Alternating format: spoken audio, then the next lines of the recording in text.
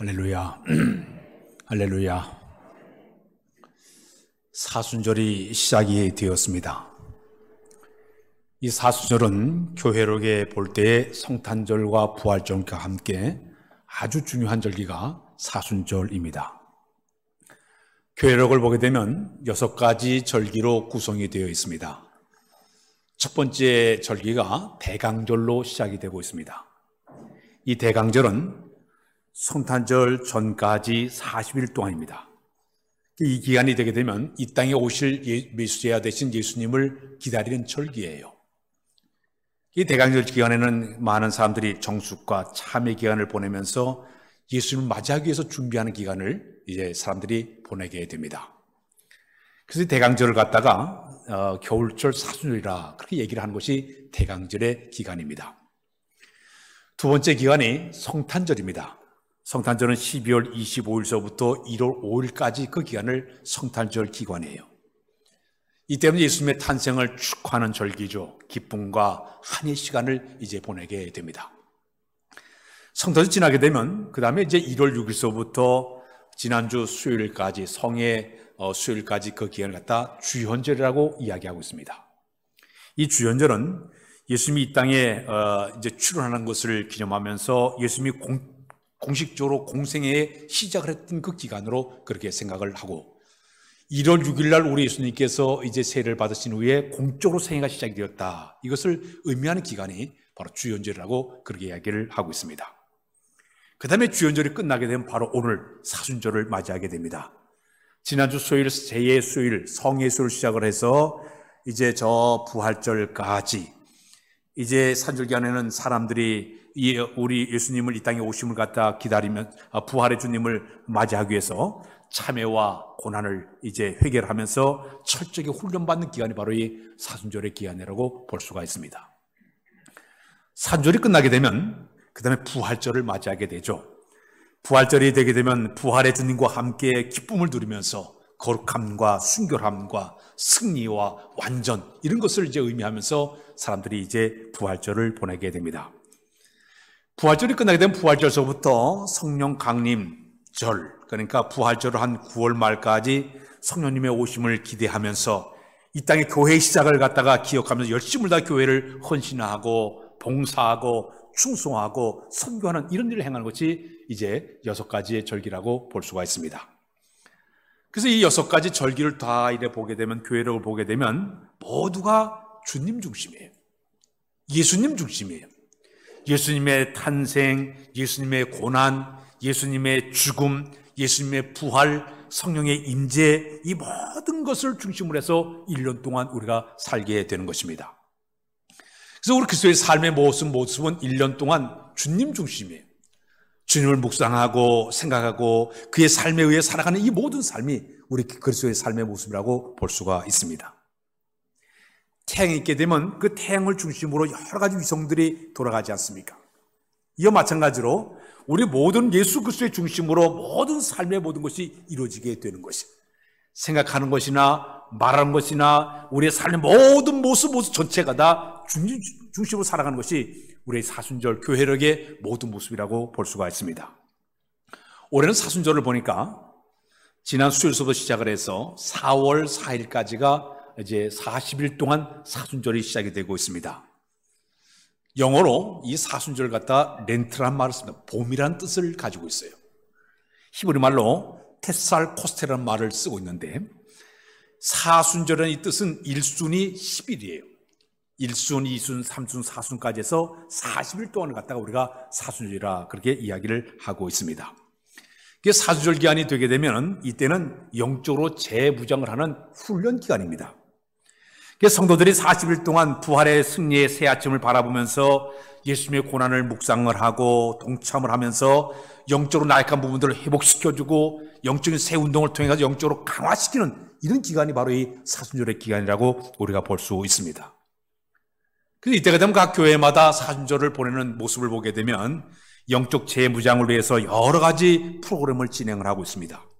특별 새벽 집회를 한다든지 또 성경을 열심히 쓴다든지 성경을 통독한다든지 또 이제 사랑을 실천하기 위해서 어떤 교회에서는 헌혈운동을 하기 시작을 한다든지 또 봉사를 하면서 저 모든 시설에 찾아가서 몸을 열심히 헌신하면서 열심을 다해가지고 이런 그 헌신의 모습을 하면서 이 사주절 기간을 보내게 됩니다. 특별히 성경에서 이 40이라는 숫자는 여러 가지 의미를 우리에게 주고 있습니다. 모세가 40일 동안 시내산에 올라가서 십계명을 받을 때 40일 동안 금식하면서 이제 하나님과 대면해서 이야기하다가 10가지의 그 십계명을 받아가지고 산에서 내려왔다고 이야기하고 있습니다. 하나님과 만남을 갖고 하나님께 주시는 그 모든 계명을 받기 위해서 40일 동안 하나님과 교제했던 시간이 바로 40일 시간의 모습이었습니다. 이스라엘 백성들이 40년 동안 광야 생활하면서 출적의 연단과 훈련의 거청을 걸었던 그 과정이 바로 이 이스라엘 백성들이 40일 광야 생활했던 것을 의미를 하고 있습니다. 우리 예수님께서 사역을 시작하기 전에 저 유대 광야에 들어가서 40일 동안 단식기도 하시면서 사단의 모든 그 시험을 다 이겨내시고 마침내 공생으로 들어가는 과정을 보게 됩니다. 그러다 보니까 이 사순절은 모두가 훈련, 연단, 그리고 철저하게 자기 갖다가 낮추는 그런 훈련한 것이 바로 이 사순절의 하나의 의미라고 볼 수가 있습니다. 옛날에 초대교회 성도들은 이 사순절 기간이 되게 되면 자기의 죄를 대속하게 하기 위해서 우리 예수님께 찢기신 살, 흘리신 피를 기념하기 위해서 성만찬을 배설을 하고 음식을 먹고 주님의 고난에 동참하는 의미 가운데 가장 큰 의미가 바로 뭐냐면 금식을 그렇게 선포를 했습니다. 사순절 기간이 되면 철저하게 초대교회 성도는 금식을 했어요. 그 금식을 통해서 자기 자신을 절제하고 회개를 하고 영적으로 재무장하는 것이 바로 이 사순절 기간에 있었던 그들의 모습이었습니다. 특히 처음에는 저녁에 한 끼만을 먹게 되었습니다. 이때가 되면 고기를 먹지 못하게 만들고 물고기나 우유나 달걀도 먹지 못하게 했어요. 저녁에 채식을 위주로 먹으면서 40일 동안을 그들이 보냈죠.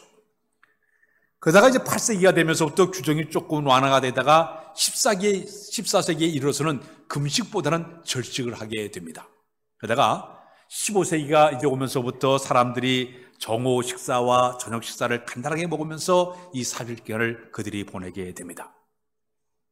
특히 사절 기간이 되게 되면 연극이나 무용이나 오락을 다 금지하고 대신 구제 사업을 하고 자선 사업을 하고 예배에 철저히 참여하고 저녁마다 모여서 기도를 하고 그러면서 철저하게 영성을 훈련을 쌓는 것이 그들의 모습이었습니다.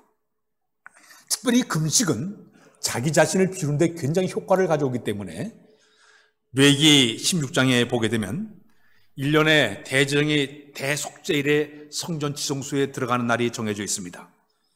그 날이 되게 되면 모든 백성들이 다 하루를 다 금식을 합니다. 스스로 자기를 괴롭게 한다는 의미를 가지고 해가 떠서부터 해가 질 때까지 아무것도 먹지 아니하고 철저히 그들이 금식하면서 회개를 하게 됩니다. 자기의 죄를 회개하고 하나님 관계를 온전히 회복시키기 위해서 노력하고 그 하루를 그들이 보냈던 것들이 그들의 모습이었습니다. 그래서 이 금식 기도의 가장 큰 목적은 스스로 괴롭게 해서 진정으로 참여하는 의미를 주는 것이 바로 이 금식의 모습이었습니다. 성경을 보게 되면 구약시대에는 사람들이 금식하는 모습을 그렇게 표현을 하고 있습니다. 모세가 시내에서 하나님의 거룩한 그 율법을 받기 전에 철저하게 그는 40일 동안 금식을 했어요. 자기를 완전히 비워놓고 자기를 죽여놓고 하나님과 관계를 맺었던 것이 구약에 금식할 때 모세의 하나의 모습이었습니다. 다니엘의 9장의 3절에 보게 되면 다니엘은 금식을 하면서 하나님의 의도와 뜻이 무엇인가 알아보기 위해서 일부러 금식하면서 뜻을 기다리기도 했습니다. 구약시대의 그렇게 금식기도의 모습은 회개 그리고 하나님의 구원의 역사를 기다리는 이 모든 것이 바로 구약의 하나의 금식의 모습이었습니다. 유대인들은 경건한 유대인은 지금도 마찬가지예요. 저 이스라엘 백성들 유대인들 보게 되면 일주일에 2번씩은 반드시 금식을 합니다. 월요일과 목요일 시간을 정해놓고 그들은 금식하면서 하나님과 관계를 회복을 하고 있습니다. 초기 성도들 가운데 유대인들 가운데 유대인과 좀 차별두기 위해서 금요일과 수요일 그들 시간을 정해놓고 금식하는 것이 그들의 모습이었습니다. 근데 후에 구약시대를 거쳐 신약에 오게 되면 사람들이 금식하는 의미가 조금 바뀌어져 나가는 것을 보게 되죠. 누가복음 2장의 30절 이하에 보게 되면 안나라는 여서지자는 메시아를 기다리면서 84년 동안 과부로 지내면서 주야로 금식하면서 그분의 오심을 기다리다가 우리 예수님께서 난지 8일 만에 할례 받으러 왔을 때 그 구원의 주님을 만나면 이런 복을 받은 사람이 바로 안나 선지자라고 얘기하고 있습니다. 사도행전 9장의 9절에 이하에 보게 되면 사도 바울이 담에서 예수 부활의 주님을 딱 만나 배웠고 그는 3일 동안 아무것도 먹지 아니하고 금식했다고 그랬습니다. 금식한 후에 아나의 선지자가 와서 그에게 안수기도 하니 그의 눈에서 비늘이 떨어졌다고 설명을 하고 있습니다. 사도행전 9장의 30절에 보게 되면 고넬료라는 그 백부장이 있었는데 그는 철저하게 금식을 하다가 기도하는 가운데 하나님의 환상을 보게 되었고 하나님의 음성을 듣게 되죠. 음성이 바로 너는 저 베드로를 빨리 초청을 해서 그의 말하는 명령을 듣기도 합니다. 금식하다가 환상을 보게 되고 하나님의 음성을 듣는 이런 축복의 사람이 되는 것도 보게 됩니다. 사도행전의 13장 23절 이하에 보게 되면 안디옥 교회는 사람을 세우기 전에 선교사를 세우기 전에 바울과 바나바를 파송하기 전에 금식기도 하고 하나님의 응답 받아서 바울과 바나바로 선교사로 파송하는 모습을 보게 됩니다. 이렇게 이 모든 성경의 내용을 보게 되면 신약과 구약의 모든 모습들이 하나님 앞에 금식을 통해서 하나님과 밀접한 관계를 맺고 그의 뜻을 묻게 되고 그께서 원하시는 방향대로 흘러가는 것이 바로 이 금식한 자들의 하나의 모습이었습니다. 근본에 이 40일 사순절을 우리에게 하나님 주셨는데 금식할 수 있는 사람은 금식하게 되면 하나님과 깊은 관계를 맺은 좋은 관계가 될 수가 있습니다. 특히 사순절은 주님의 고난에 동참하는 그런 기간이에요. 성경을 보게 되면 금식을 통해서 나타났던 여러 가지 결과들이 많이 나오고 있습니다. 첫 번째는 금식의 목적을 회개의 목적을 두고 있습니다. 우리 한번 성경 시편 69편 10절 다 같이 21절과 시작. 내가 곡하고 금식하였더니 그것이 도리어 나육이 되었으며 내가 굵은 배를 내 옷을 삼았더니 내가 그들의 말거리가 되었나이다. 구약시대는요 회개 기도할 때 어떻게 기도는 금식을 하면서 죄를 뒤집어 썼습니다. 굵은 배옷을 입었습니다. 그리고 옷을 찢으면서 자기 마음을 찢는 그런 마음을 가지고 기도했던 것이 구약시대에 금식하며 기도하는 그들의 모습이었습니다. 철저한 회개의 목적이 금식의 목적이었습니다. 두 번째는 그들이 어떤 목적을 가지고 기도하는 건 기도가 하나님 앞에 상달하기 위해서 그들이 금식 기도를 했습니다. 이사야 58장 4절 우리 한번 읽을까요? 시작. 보라 너희가 금식하면서 논쟁하며 다투며 악한 주먹으로 친노다. 너희의 오늘 금식하는 것은 너희의 목소리를 상달하게 하는 것이 아니니라. 자, 하나님 앞에 내가 금식을 통해서 내 목소리를 하나님께 상달하기 위해서 전달하기 위해서 이것이 바로 이제 금식하는 자들의 하나의 모습의 하나의 목적이었습니다. 세 번째는 우리가 왜 금식을 하면서 기도해야 될까요? 하나님의 진노를 돌이키게 만들기 위해서 금식하게 되는 것이죠. 요나서의 3장 9절로 10절에 보면 우리 다 같이 읽어봐 시작. 하나님이 뜻을 돌이키시고 그 진노를 그치사 우리가 멸망하지 않게 하려 하시리라. 그것이 않을 줄을 누가 알겠느냐 한지라. 하나님이 그들이 행한 것 곧 그 악한 길에서 돌이켜 떠난 것을 보시고 하나님의 뜻을 돌이키사 그대 내리라고 하신 재앙을 내리지 아니하시니라.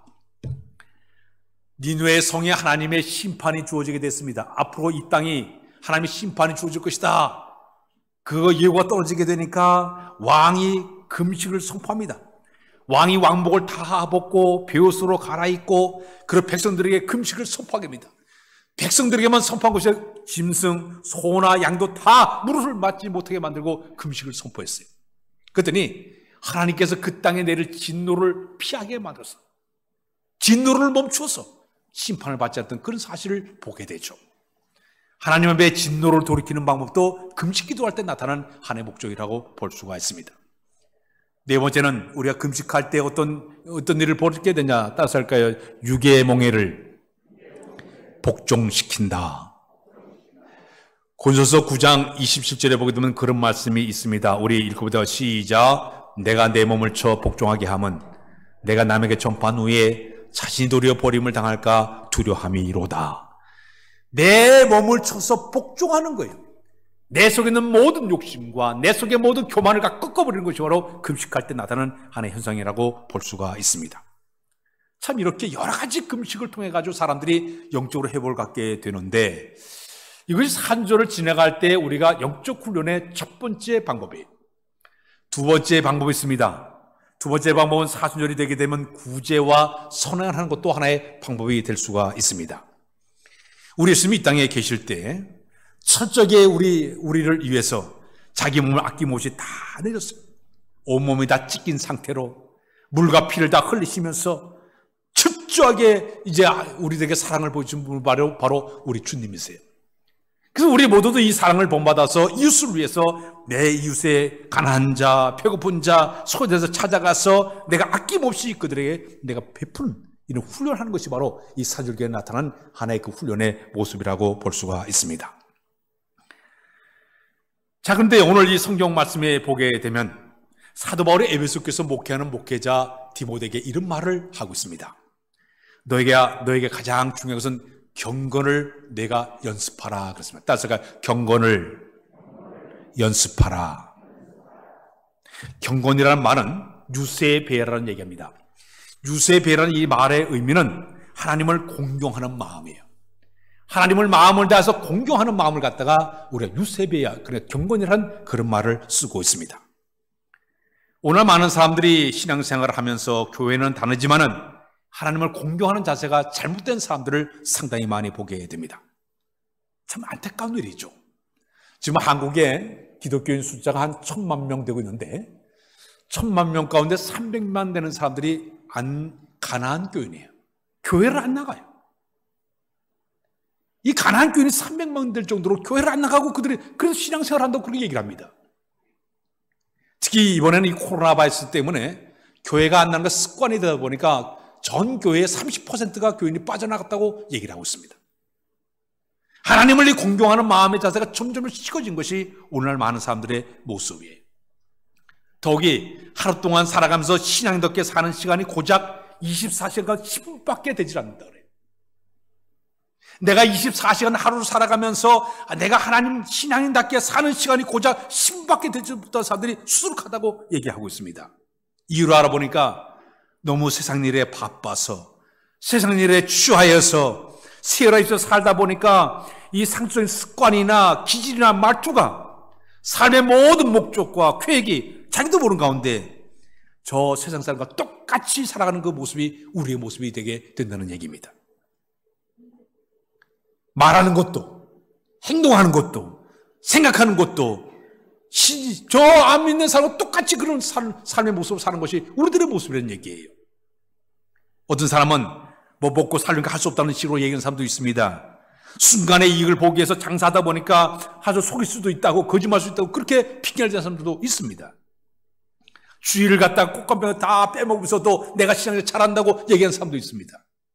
11조도 떼어먹고 기도 생활 게을리하고 점점점 하나님과 멀어지는 그런 모습 살아가는 이 모습이 이것이 바로 우리의 경건을 해치는 하나의 모습이 되게 된다는 얘기입니다. 순간의 즐거움을 찾기 위해서 찰나된 쾌락을 위해 가지고 이리 뛰고 저리 동무서주하는 사람들이 점점 많아져요. 한순간의 만족을 위해서 시간을 투자하고 돈을 투자하고 마음 다 뺏겨간 이런 사람들을 우리 주변에서 쉽게 만나볼 수가 있습니다. 하나님을 섬기되 적당히 섬기는 사람들 많아요. 한 발은 저 세상에 한 발은 교회에다가 이렇게 올려놓고 살다가 세상이 좋으면 교회 바로 쑥 빼가지고 세상에 가서 실컷 마음대로 살다가 다시 또 한 발 교회들에 걸쳐놓고 교회가 즐거우면 세상 발을 빼가지고 교회 속에도 잠깐 생활하다가 또 나가고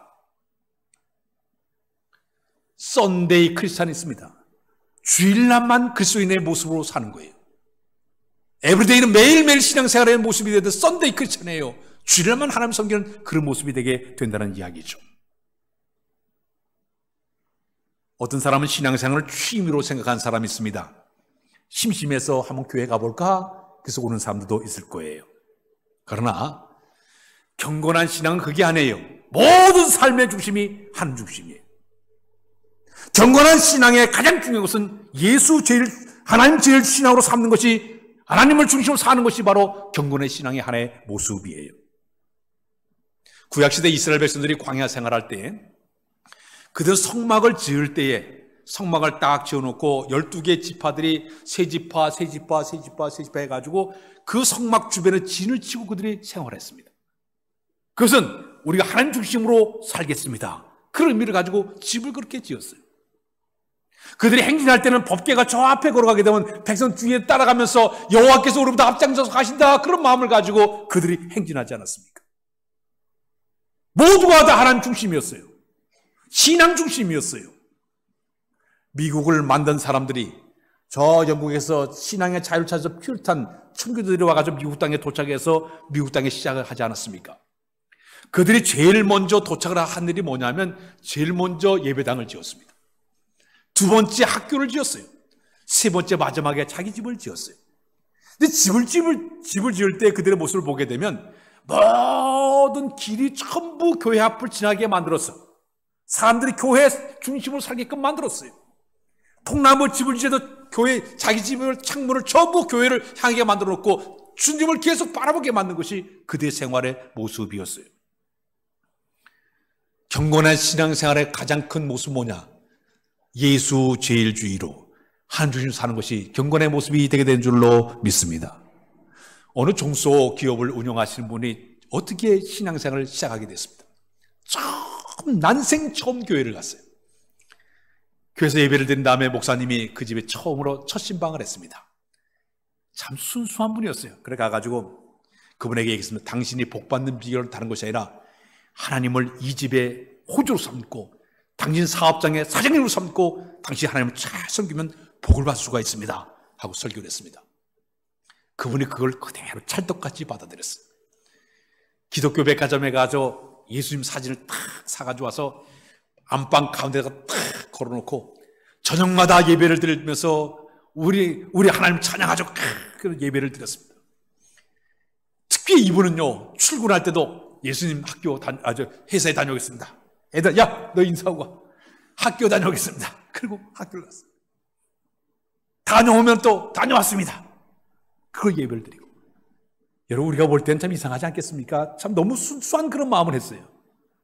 시간이 흘러서 세월이 흘러가다 보니까 그 중소기업 그분이 엄청나게 그 사업을 이끌어낸 위대한 부자가 됐다는 얘기를 들었습니다. 사랑하는 여러분, 경건은 뭐냐? 하나님을 최고로 높여드리고 인정하는 것이. 내가 모든 삶 자체가 하나님을 위한 삶이요, 그분을 위한 삶으로 살아가는 이 자체가 바로 경건의 모습입니다. 경건은 바로 주님만을 생각하고 내 맛 속에서 맞추 모든 기질이 전부 다 주님 중심이 되어질 때 이게 바로 경건한 모습의 하나의 모습이 되게 되는 것입니다. 태능 선수촌에 가게 되면 운동하는 선수들이 금메달을 따기 위해서 땀을 흘리면서 최대한 열심히 훈련을 잘해야만이 금메달을 딸 수가 있게 되는 거예요. 대학을 합격하기 위해서 나가는 학생들은요, 불철주야 열심히 땀을 공부를 해야만이 대학에 좋은 대학에 들어갈 수 있는 거예요. 훈련이 잘 돼야만이 대학에 들어가게 되는 거예요. 최고의 정예 부대의 군인이 되기 위해서는요, 여러 가지 죽음을 뛰어넘는 수많은 훈련을 잘 견뎌야만이 최고의 군인이 될 수가 있게 되는 거예요. 우리 그리스도인들도 마찬가지예요. 우리 삶 속에 경건의 훈련이 있을 때 그 훈련을 내가 잘 견뎌내고 우리가 신앙생활을 올바로 쓰게 되면 명품 신자로 거듭나게 될 줄로 믿습니다. 독일의 심리학자 가운데 헤르만 예빙하우스라는 분이 계십니다. 이분이 16년 동안 우리 인간들이 기억하는 것을 갖다가 그들이 연구를 했습니다. 그분의 말에 의하게 되면 사람들이 한번 뇌에 입력된 것을 지우는 데는 10분밖에 걸리지 않는다. 기억했다가 10분 지나면 이거 싹 사라진다요. 그래서 이 쉽게 잃어버리지 않고 잘 기억하기 위해서는 효과적인 방법이 있다고 합니다. 복습을 하면 된다 그래요. 10분에 한번 복습을 다시 한번 하면 그게 하루 동안 기억이 된다 그래요. 하루에 다시 복습을 하게 되면 그것이 일주일 동안 간다고 그래요. 일주일에 다시 그것을 복습하게 되면 그게 6개월 정도 간다고 합니다. 반복 훈련하게 되면 그것이 머리에 딱 그것이 가지고 바뀌어서 자기도 모르게 행동으로 옮겨지게 된다고 이야기하고 있습니다. 훈련은 바로 뭐냐면 반복적인 복습 훈련을 통해서 몸에 익히는 것이 바로 하나의 훈련의 모습이에요.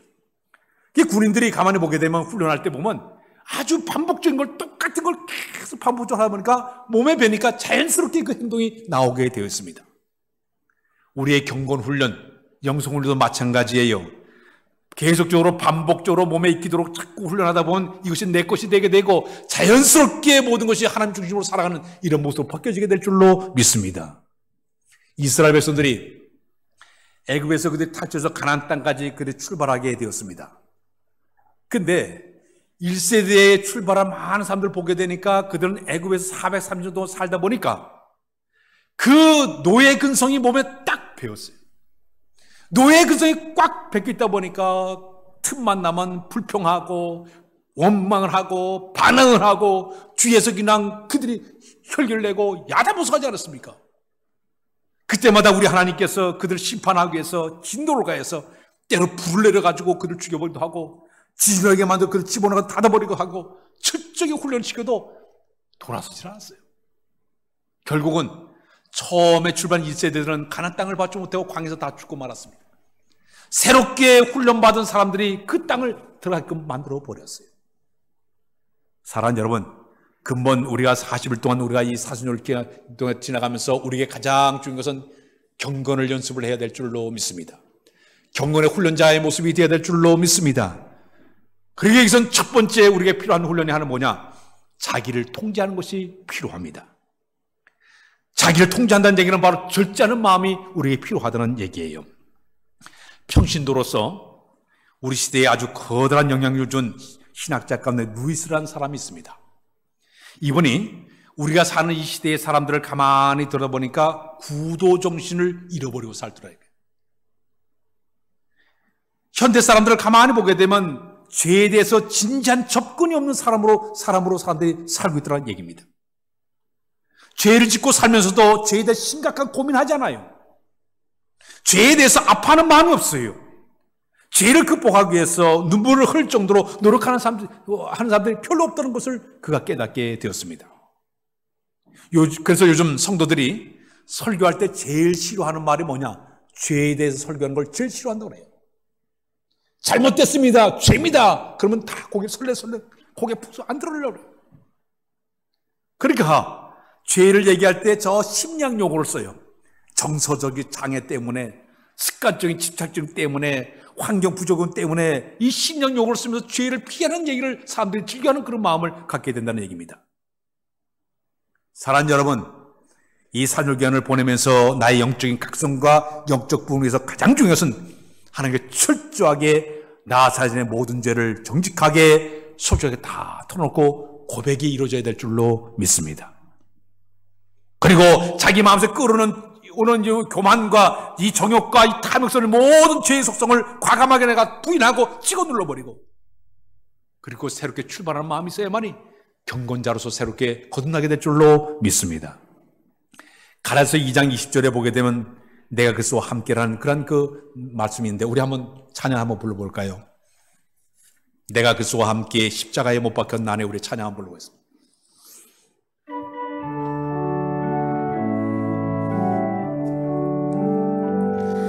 내가 그리스도와 함께 십자가에 못 박혔나니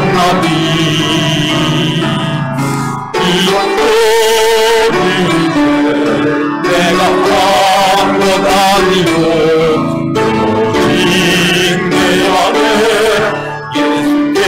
예수께서 사시는 것이나 이제 내가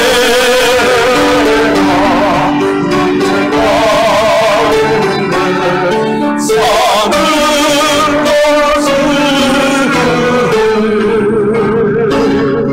나를 사랑하신 예수님의 산 것이다.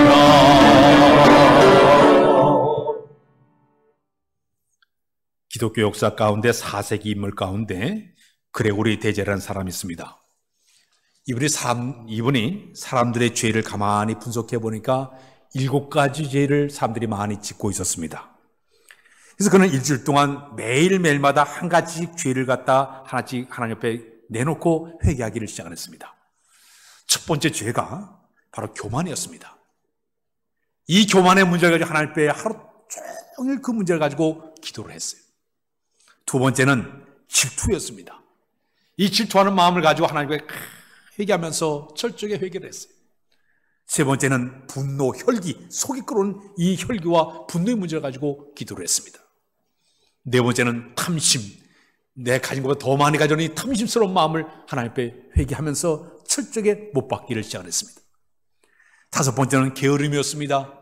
내 자신에 있는 모든 게으름을 내놓기 위해서 끊임없이 하나님 앞에 게으름의 문제를 가지고 기도하기를 시작했습니다. 여섯 번째는 탐식이었습니다. 음식을 많이 먹으려고 하는 이 탐식스러운 마음도 잘못됐다. 이 탐식 문제를 가지고 기도를 했어요. 마지막이 바로 정욕이었습니다. 속에 끓는 이 정욕의 문제를 십자가에 못 박으면서 철저하게 회개했다고 이야기하고 있습니다. 그럼 하나님께 우리 교회를 향해서 이 산절기간을 허락해 줬는데 내 속에 있는 끓어오른 수많은 죄악의 모든 모습들을 십자가에 땅땅땅 못을 받고 경건의 연습을 잘 훈련받아서 여기저기로 거듭난 점들 다 되시길 주님의 이름으로 부탁드립니다. 기도합니다. 하나님, 영적으로 재무장과 회복되어지기를 원합니다. 경외 훈련을 잘 쌓도록 인도하여 주어서 영적으로 새로 힘을 얻게 하시고 건강하도록 인도하여 주어서 귀하게 쓰임받는 우리 모두로 삼아 인도하여 주옵소서. 이 40일 기간 동안 우리가 하나님 주신 능력 따라 은혜 따라 이 삶을 잘 이겨나가도록 인도하시만을 간절히 빌고도 원하와서 예수 그리스도의 이름으로 기도하옵나이다. 아멘.